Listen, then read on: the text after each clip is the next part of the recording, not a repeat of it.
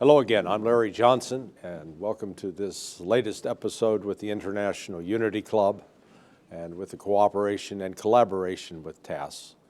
I can't tell you how appreciative I am of this opportunity to meet with so many different people, distinguished people, and one of those today with us is Vasyl Vakarov.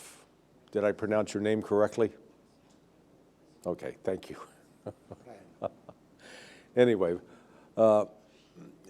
Vasyly's had a pretty interesting life, and I want to get into that in terms of a man who's had to leave his country to come to a country that was also part of his country, and to make that transition as an adult, very difficult. So, Vasyly, welcome.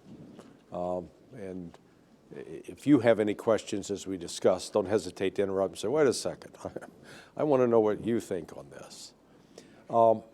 When did you have to make the break to leave Ukraine? That happened about 8 years ago. I am not a typical person who left Ukraine because he was arrested or pressed or something like that. No. I'm not the one. I lived in Ukraine in 2014 after the coup, in 2015 after the revolt, and 2016 I was trying to actually make my career there. You know, I'm a government worker. And when they had Maidan, I was working in the power at Yanukovych's administration. I watched what took place in Kiev with the eyes of the man who was really going with his heart after what is going on. And I saw how the whole system was just undone. And I saw how the state got on the knees, it fell down. And when people stopped having their rights protected, when people were arrested or pressed out of the country, I understood that, I saw it, that the system that was supposed to protect them didn't work, and the courts did not protect them either. So from the inside, I saw it was a devastation. Here is the state of Ukraine going down the road, and I was still trying to do something, but nothing worked out.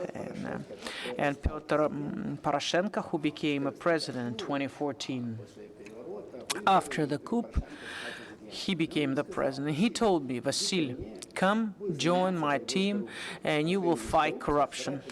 We have corruption in Ukraine, let's take over. And I actually believed, though I was an adult, I was not a kid. And I said, what if? I had that hope, maybe Poroshenko came, new people, new team, let's give it a try. But in about 6 months, 5-6 months, I saw that there was no struggle or fight against corruption. They just wanted, with my hands, to restore corruption. And I said, no, I'm leaving. So naturally, right after that, I had to feel the pressure. I had to feel that I have been pressured. They closed my banking accounts without any arrests, without any explanation of paperwork, and then started things like they didn't get me the visa, this or that. You can see that.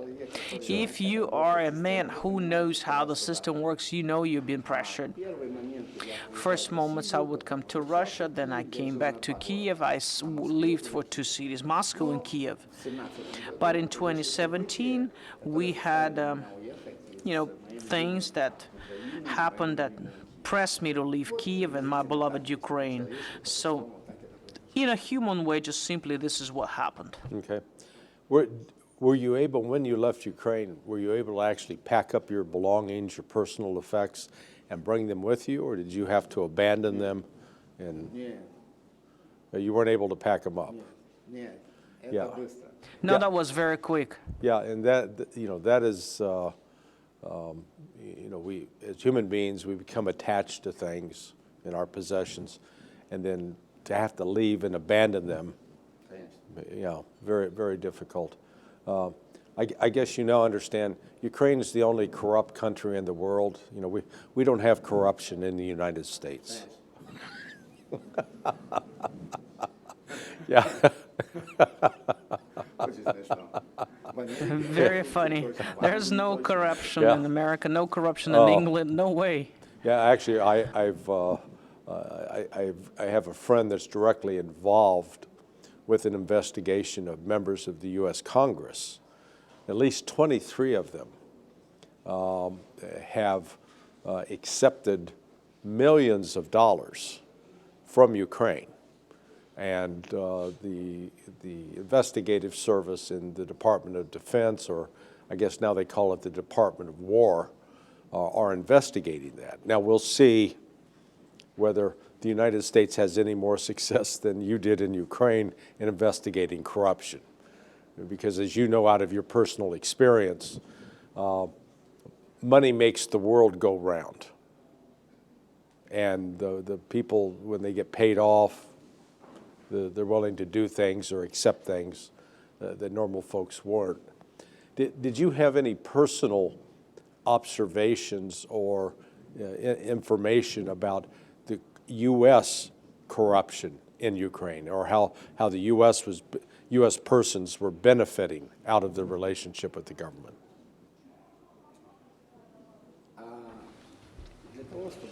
To answer your question, let me get back to the earlier events. Sure. In 2008, everything is good. We don't have anything in Ukraine. We had Maidan, but it wasn't serious. You know, we have peaceful life crisis, instruction crisis, but people are surviving. They're doing well, and I am official. I'm going to the news service in the structure of the government of Ukraine, and they could create like a special department, a department to fight corruption. Not many people at the meeting, they gave us the positions, they gave us an office connection, access to information. I had that access, and we were under the prime minister of the country, Right. fighting corruption. That was our assignment. One of the curators of this department was the U.S. Embassy official. Partially then we were financed from British and American funds, of course from the budget also. And since I had a lot of data, I started reading the schemes, how they do it, how the money has been stolen, how they are lobbied, and the people who are behind those schemes, and how the money is taken out. So 2009, 2008, 10, Ukraine changes the power, but we are still there. And Maidan was finished with two things.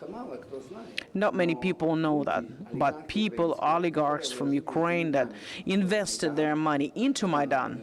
Maidan was organized by Britain and U.S. Correct. and special services, but financed were including local oligarchs. Akhmetov, Firtash, Yunchuk, Kolomoisky, these people got together. They were not pleased with Yanukovych. They gave the money for Maidan. They brought the people, they organized things. So what happens after that? These people placed as the head of the National Bank of Ukraine, the person who was born in Ternopil at the Western Ukraine. You know, he's not a banker. He was the head of the National Bank of Ukraine, and he, to these oligarchs, to their banks, he has given interbank credit line to the government state bank. Some like $1 billion, some $1.5 billion. That was in grivnas, a local currency, 20 billions or so. I just converted to you in USD.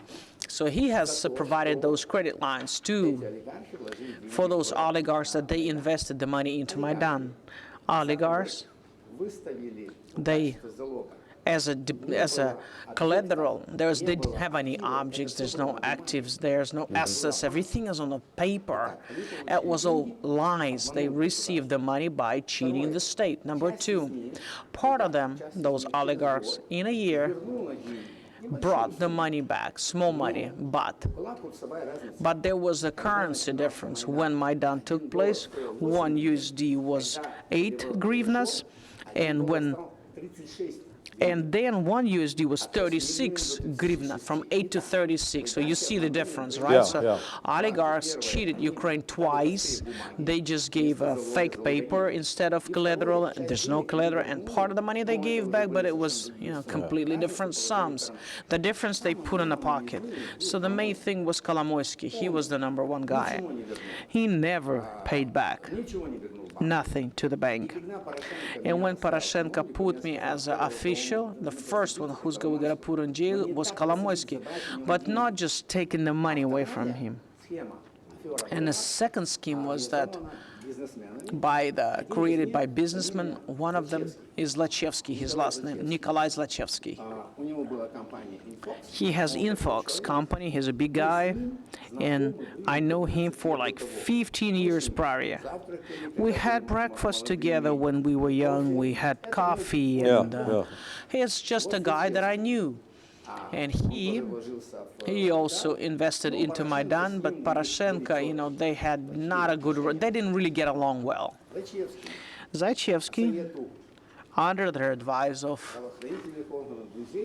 the services and the friends, he went to the ex-president of Poland, Vasyl. He says, Vasyl, here, you're in the Democratic Party. Help me to get along with Poroshenko a good relationship that he wouldn't pressure me. And Vasyl said, not a problem, I'll solve it. I've got the guy. He is the son of Biden, Hunter Biden. He is in Kiev. Let me put you together with him. They put them in connection, and he took not just for work as Hunter Biden, but also ex-prosecutor of, I think, New York, or he worked in the prosecutor system of the United States, and exactly that person, I don't remember his name, he was a member of that campaign. Of the Biden campaign, or the... That was the company of Zlochevsky. It's like a Zlochevsky. business company campaign. It was Infox, and that's where he got in. Hunter Biden, ex-prosecutor, got as a owners part owners part. You understand the deal? And Hunter, he was from a side. He got the salary. Right. Every month he would get the salary. Every month. I'll remind you, that was 2014, April. 2014 April. Then Hunter Biden and his partner, one of the prosecutors of the United States, they started getting the money. Was it Andrew Weissman, or because what you're saying there, I have not really heard before, and identifying that person would be I think, very important. After our meeting episode, I will tell you exactly that's his Sure, last name. sure, I have sure. it because I was into the investigation. I was leader of the investigation. So people started lobbying the interests of Zlochevsky, and they got him to meet with Poroshenko. Say, hey, listen, don't you pressure him. He's the guy from our team. Let's step by step make it smooth. Do you understand who my dad is? Sure. My dad is a vice president. My dad is into the Obama's government. He's taking care of Ukraine. Okay, well, the problem with Zlochevsky, they didn't finish, but he passed to other businessmen in Ukraine. He said, listen, if you've got some kind of problems with current power, you can come to me and try to solve them through me. Thus, these were the people, parents, Ukraine, it's just, this information spread out in a short time. If you have a problem with the Ukrainian government, you can solve them this way, via this route. I had this information, other people had that information, that worked in administration, and I said to Peter Poroshenko, listen, wait a minute, you have the problems with business with Zlochevsky, but he, through Hunter Biden, solves this problem. How do you want me to win over this corruption? How can I do that? You tell me, you are my head, you're my boss, how do I do it? And he said, okay, let's not discuss this problem. We have other problems in Ukraine. Inside Ukraine, let's take care of those. Okay. Ukraine had trading like a chamber of commerce of the United States. And they had business. For example, they had business of Coca-Cola, McDonald's, big companies, corporations. Like let's take Coca-Cola. They had rules in Ukraine that if the company brings a certain product to Ukraine, and it's in a box or in a bottle, in boxes, you cannot throw it away. You have to recycle it. So Coca-Cola brings, think about how much product they brought in, and they have to recycle it. They don't have the recycling thing. So they created a company that Coca-Cola and others would give money, wire the money, and that company would recycle the products. No questions. But the problem is that company was not created, it was on a paper. There was no departments, no stores, no workers. It's just a scheme. I knew that scheme. And I looked at it, he says, look at it. This is what's going on. And Coca-Cola, and I called and I said, are you happy with that recycling? They said, no, we're not really happy. Something doesn't work out, but we cannot do anything. How come you can't do anything? You're an American company. Well, you understand, we better, that's the representative of Coca-Cola, we better would pay the money, but not indirectly, and just close our eyes. We just know it's corruption, but we're going to close our eyes to it because it doesn't let us work full swing. I found a person in Ukraine who received the money from Coca-Cola. You cannot say that was Americans corrupted Ukraine, but on the other side, they were not speaking. They didn't go through courts. They didn't go to fight. They also decided to kind of just pay the money and wash their hands off. But they participated. They collaborated. They knew what was going on. Yeah. What did Coca-Cola ever actually set up a bottling company in Ukraine, or did they ship in the product already bottled, ready to be distributed? No, they brought it in bottles, and they brought it in the beginning, the equipment and everything. But in Ukraine, the only thing they've done, they bought potatoes for French fries. That was produced in Ukraine. But the rest they brought. In a few years, just for it to become cheaper, they understood that they still gonna have to pay for the packaging. That's in a few years they opened up the pouring equipment. Many years they were paying the money, and only then they opened that plant. When looking back at the timing of the Maidan, what were the financial interests that were driving that? Because it looks to me in retrospect that really it was the money, the dirty money, that was a major, I guess, a major cause of the timing of the Maidan. That it wasn't just the people saying, "Oh, we want to be free." One of the reasons, yes. Yeah. Look, on top of the schemes from the companies and that I have shared with you that Biden had, in Ukraine in 1991, we had a scheme. It was a very small scheme. It's not particularly big, but it started in 1991 when Ukraine became independent. The center, Kiev, Возрождение company was like Resurrection or something like that. They opened up an office. They bought the big house. They made repairs. We said, well, who that is? This is a Soros company. He is a philanthropist from the United States. He creates in Ukraine an open society. He's going to teach young people for democracy. Hey, that's a great idea. Yeah. In 3-4 years, we're starting to get the information, what took place. Yes, democracy is a great word.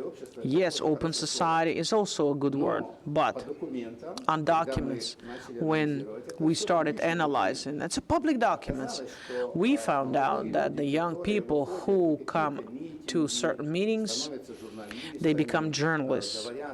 They speak about democracy. They were financed by this Soros fund. Yeah, yeah. It was called Возрождение in Ukraine. Actually, not a bad idea. Okay, good. We are building democracy state. Ukraine has given up the nuclear weapon in '96. And then I saw they had a lot of papers that they were not there, the actions. And we started getting into what's happening. So what we found out is that Soros found part of the money, his money, he would give to his workers. They were writing that something, funds were transferred, but it didn't take place. And they put the money in a pocket. And Ukrainians just signed the papers that some kind of activity is taking place. So it was all fake. Nothing took place.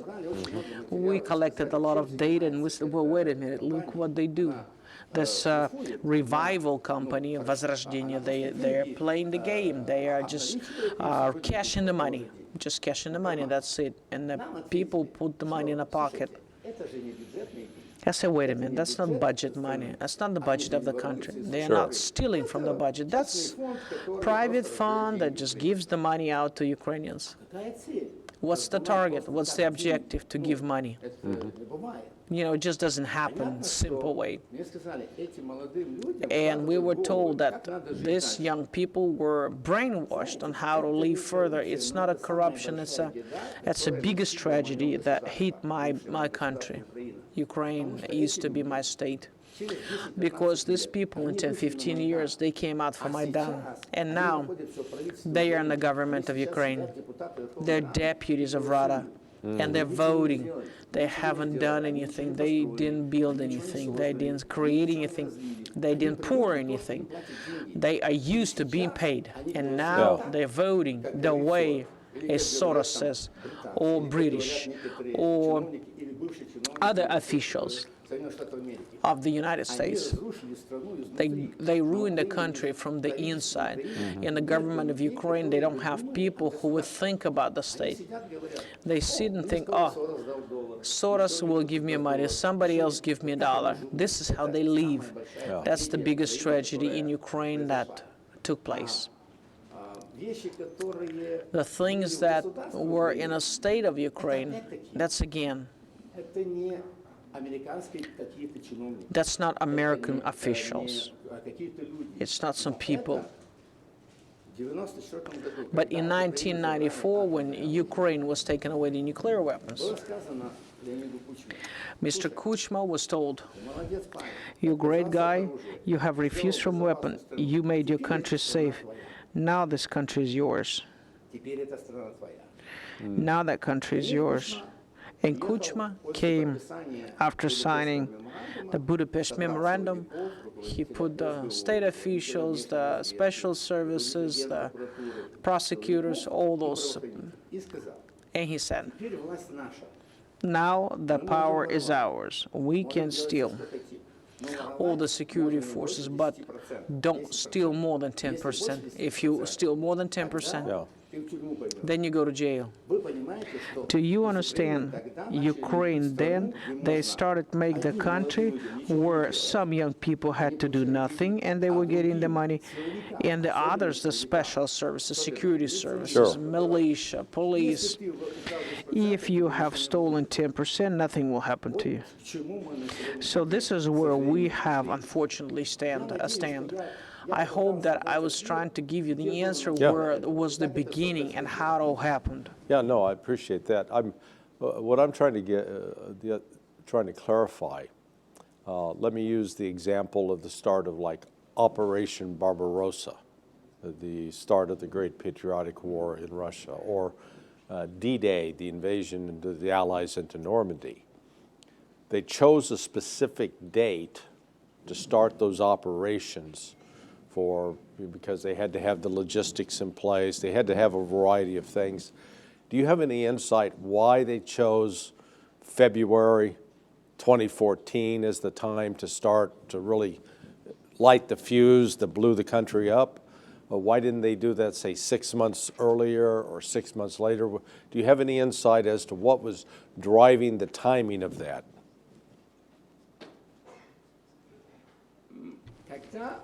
when it was from the inside. Yanukovych was the head of the state. Nobody liked him that much. I didn't like him either because I saw the real corruption that was taking place in the country. Sure. Not the outer, but the inner. I saw the schemes. I saw how they cashed the money. I can talk about it for a long time. For American viewers, it's not interesting. Yes, we had corruption. But another thing, what was important, the economy of Ukraine was on top, not on the bottom. Good salaries, great pensions. The society, they look and say, hey, it's good. Well, but we still live good. There's corruption. We got job, we got salary. In 2013, the economy was up. Right. Nothing bad was taking place in Ukraine. There was a question where Ukraine is going to be heading to customs union, to Russia, or Russian direction, or Western direction.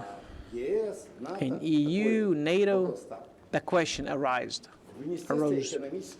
In the Ministry of Economical Development and Trade, two officials.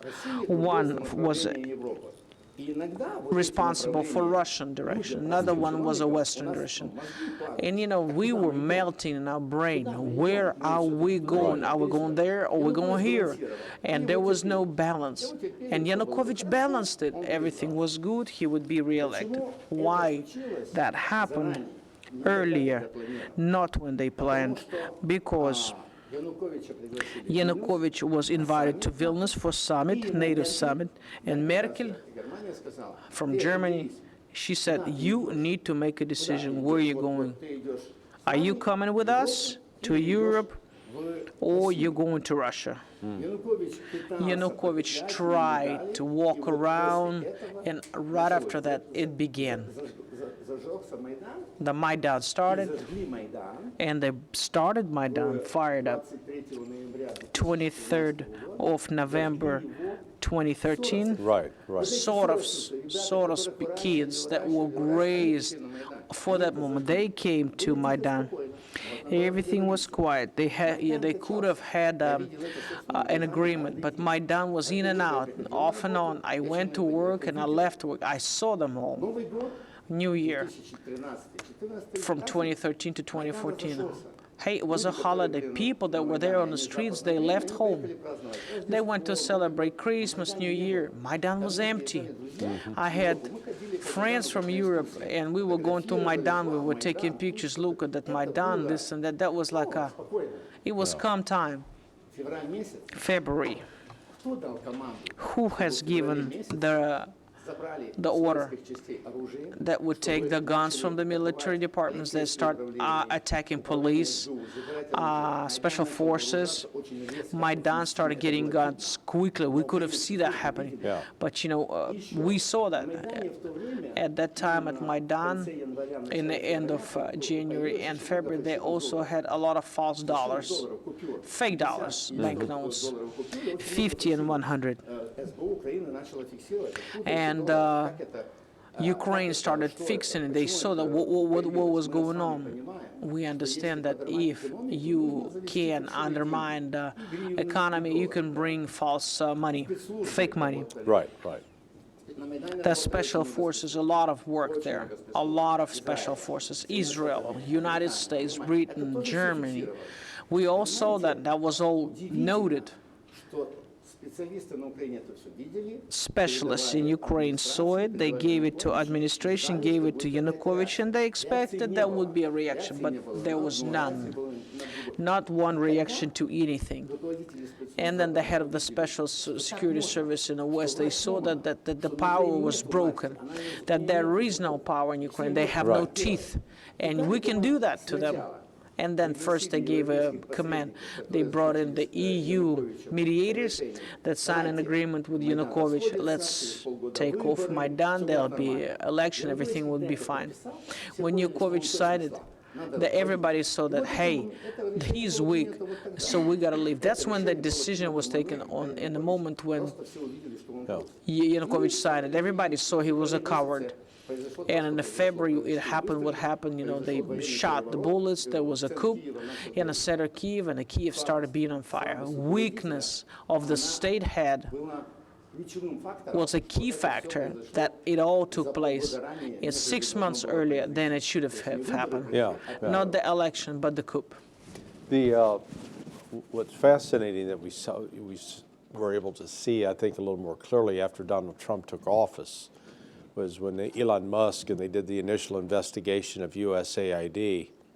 I don't think most of the American people, I know I didn't appreciate how much of the USAID money was funneled into these intelligence activities. Back in the day when I was with the CIA, the money would be covertly, it was not put into an overt agency like that.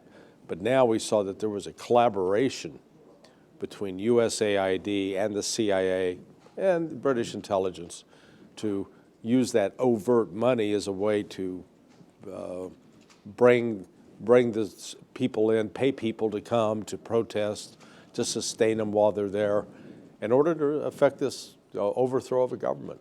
Did you have any insight at the time about how extensive the USAID money was?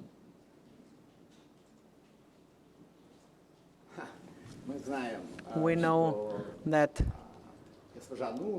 Nuland, Mrs. Nuland, she said 5 or 6 billion. No, this was cents.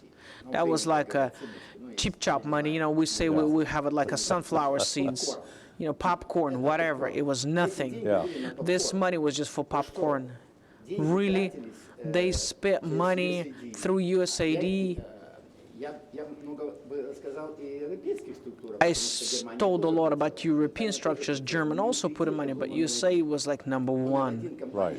It's a company that if you have received the grant and money, I'm not talking about the young people who are used to getting $500, $600 for whatever job or for just pretending. The money, big money, first of all, they were spent on people, and we also had a scheme, huge scheme. Ukraine becomes to be digital. Everything was on paper in Soviet Union. Now we've got the idea, let's put it all into digital sphere. Digital economy, all in numbers. We'll make a software where we will put everything and get everything registered. How many people live in Ukraine? How many voters?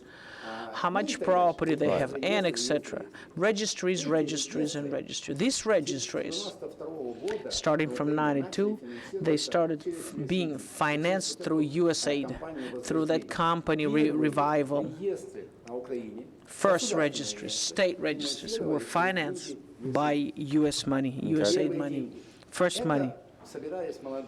They put young people together, smart, they created the software, and they sold the software to the state. What means by being sold? They have created, registered, and they gave the registry of real estate or affidavits or blanks for property or for apartment or whatever. Registry, registry, registry. The young people do that, they create that,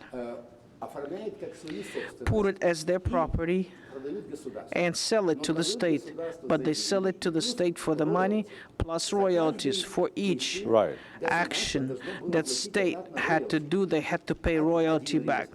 One registry, third, second. When we started getting into it, we found out that it's not the state property. So state, through notaries, makes the property certificate for real estate. What we do, the government pays royalties to someone else. The keys to that software belongs to those owners, and they can change all those things. I can tell you later what it brought to. So they had this 23 registries, Ministry of Economy that gives the license, different licenses. They made their own software. It's their own registries. Но это уже были другие собственники. That's different owners, not these ones. But they were also financed through USAID. Sooner or later, the beneficiary became the same people. Yeah. They had service, they had programs, not at the Ukraine territory. Their service were not there.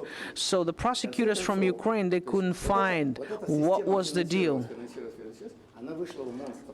And they became like a monster. На Украине. What they done in Ukraine and the thing, like for example, there's a rich oligarch. If he wanted to take away a plant or a company from another person, what would he do? He did not buy the assets. Суд и не выиграл споры. He didn't go to court. He would just Деньги. to the beneficiaries, Несколько часов выключались. and they would turn off the server Программа менялась. for a few minutes or for a few hours. The program has changed, Собственник такой-то. and they will put in the owner is so and so. So you are an American. Представляете себе Yeah. такое? Что вы, собственно, Imagine that you are the owner. Tomorrow morning, вам звонит адвокат или кто-то the lawyer говорит, calls «Это you, не ваша собственность». and they say, this is not your property, that's the property of another. Well, wait a minute, how Вы come даете в суд. you go to court, you start the court case, you go to prosecutors until they all go through the whole process in the court case. That person who stole that from you, he can sell it to another one. And that scheme, it was a monster. It was when Была попытка, давайте мы все это соединим воедино. let's put it all together. Единый реестр. Let's make a united registry. Let's take it away from private people, from private company, make it state, belonging to this country. 2011, I was already working with a structure that I named to you earlier. They sent to us, to the company, to Директором этим договоритесь, have a deal with the director, сделайте добровольно. make it free will. На это предприятие. And they would not allow us to go there. Пришли, нас охрана сказала, вы кто такие? And the security said, well, here we are from the state. They said, get out of here. We had special forces with us. We didn't come on our own. No, they would not let us in. So it was built in such a way that Слушайте, тогда можно было всю Украину как you could have taken the whole Ukraine as a government, turn it off, turn it on tomorrow, it would be another state. When изначально in the beginning, all these registries were created through USAID money, USAID money. проблема вот в чем. The problem is that Я не могу сказать точно. Когда мы обратились в when we был went, такой госфинуслуг. we had like a government services, Sure. the ministry, that had to follow all the money that were coming outside from the country, the banks. Мы попросили у них, дайте We нам asked them, give us this money, no, give us this data, give us the flash card, the data. They turn in and out, and I finished here. Last year, в прошлом году, в 2024 году, в декабре, in 2024, руководитель этого the head of this government services, he со left всеми флешками, with all the flashcards, with all the data. He escaped Ukraine. сбежал ровно тогда, And he left exactly when Elon Musk came in and was still voting campaign. Trump was still not a president. Right. Musk already was criticizing USAID. He would stop financing. сбежал. And this person left. This Where was a he left- Ukrainian, yeah. Да, да, это украинец. Это Yes, it was a Ukrainian. So I started the scheme that it started a long time ago. Right. Every state had saw that. But he left just last year. There was already war, Zelensky, immigration, all that. He took all the data and he ran away. его найти, If you find that person, приблизительно я знаю, где он. approximately I know where he is. Сказать, He can tell you сколько было денег. who, how much money, and he would show you all the data, everybody who was involved. I actually think he may already be cooperating with U.S. authorities as a possibility. I think so. Я думаю, что он работал уже тогда. Maybe he worked already then. Because there's, I know that one, without naming the specific Republican senator, one Republican senator, I'm told, received around $16 to $17 million. A Democrat senator who's a leader received $23 million. and there are at least 21 other members of the U.S. Congress that have profited in this way. It looks like Ukraine's experience with the oligarchs was different, definitely different than Russia's. I mean, Vladimir Putin early on, I don't recall, was it 2001, 2002, called in the oligarchs and said, hey, you're going to stop robbing the country, you're going to stop selling off the assets, you can make your money, but the money gets invested in Russia, and you're not going to be involved with politics. That sort of thing never happened in Ukraine. And when these oligarchs working with Soros, working with USAID, leading up to the Maidan, was it their desire that they could take control of more companies, or that they would be able to cut deals with foreign countries in order to enrich themselves? What do you think was their ultimate objective?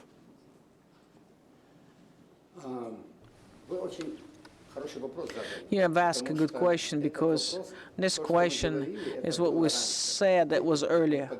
Now let's talk about future. Budapest.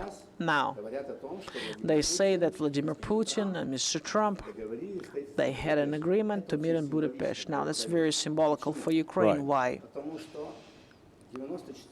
That in 1994, when Budapest, Ukraine said, we'll give you the nuclear weapon, right at that moment.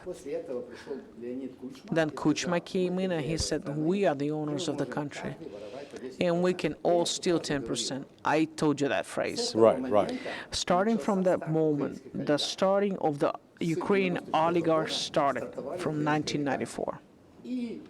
And privatization, that all was fixed, we have it, and all their money and property, this or that way. It's in Ukraine still, but it's already registered in offshores. British, American, we have it. First thing. Second thing, the money that they have took out, they all on a Western accounts. Yes, of course, they ate, they drank, they lived through it, but all the capital is there. And now, if their meeting will take place, why Ukraine is so much afraid of this meeting of Trump and Putin in Budapest, because they think oligarchs, Ukrainians are thinking that way. In 1994, we started as oligarchs. Maybe in 2025 we'll be finished. Right. And maybe Trump and Putin can have an agreement. That's it, we're done. Because this country we have created, we stole from that country, and Trump knows where our money is, and he can tell. That's it. Turn the switch off. And they say, no, we don't want to have Budapest. They're afraid of Budapest because they still remember their historical memory concerning the difference of Russia and Ukraine. Russia also had oligarchs. You're correct. Let's not talk about that. But here, the power became strong. Maybe somebody doesn't like the power that is Putin's. Maybe, that's possible. People don't like it. But you have to ask Russian people, the people who live here, do you love this power? They vote for it, so that means they trust that power. That's important.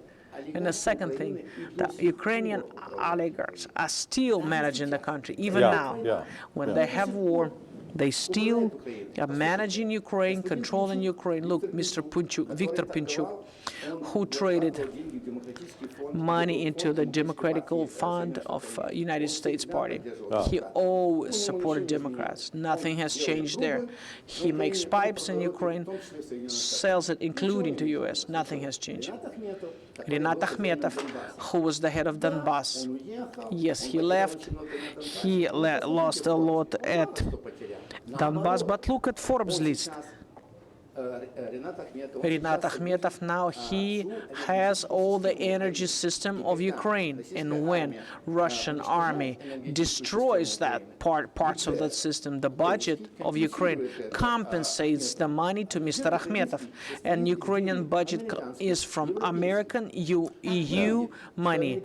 So it sees that Americans and Europeans are financing Akhmetov through the system of energy. Filtash, I can name it all to you. Say, На слуху Косюк. Mr. Kasyuk, such oligarch, he lives in Ukraine. Yeah. He takes over the chicken, meat, and exports it. If you take a look at the Forbes, he hasn't lost anything. Why? Такой вопрос интересный. We just question why. There's a fourth year of war, but oligarchs didn't lose a dollar. Могут сказать, Yes, they can tell me. Kolomoisky is one of the Kolomoisky. He's in jail in Ukraine. He's poor and so on. Tell me. а что, Коломойского выдали в Соединенных Штатах? Did they give Kolomoisky to the United States? He bought real estate in the U.S. He also corrupted U.S.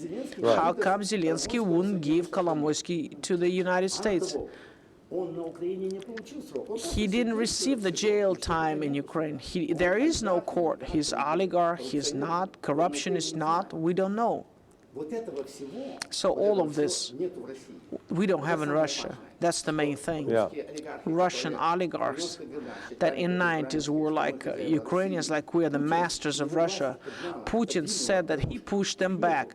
They are not fed anymore from the state. We have capitalists in Russia. Yes, we have rich people, but these are not oligarchs. Это не олигархи. И самое важное, And the most important thing, the government of Ukraine in Rada. это фракция That's the fraction of Kolomoisky, this fraction of Akhmetov. The oligarchs still are ruling Ukraine, managing Ukraine. Yeah. That's the difference. Yeah. Huge difference that we have. И я хочу сказать, And I want to say that очень хорошо, вы просто вспомнили Илона Маска, you have remembered Elon Musk, именно Маск. Right. when Musk, everything connected to him, that will stop USAID, will stop financing, I will redo those officials, I'll close. Вы не представляете, что было на Украине. You cannot imagine what took place in Ukraine. All journalists that were so-called independent, young people that were there, well, wait a minute, how are we going to survive? If they close USAID, there's tens of thousands of people and their families, they're without a job. Yeah, yeah, They have no job. yeah. Listen, Vasily, I could sit here and we could do this. I'd like to extend the discussion, but our time is up. I want to thank you on behalf of the International Unity Club for taking the time to do this, for providing such important insights into the, let's call it the roots, the foundation of this war, and why, why Russia's special military operation actually, it's a way to try to deal with a threat from the West that is founded on corruption. So I thank you so much, Спасибо вам. and thank you for participating, and I hope we get to do this again. Спасибо вам. Okay, thank you. Пожалуйста.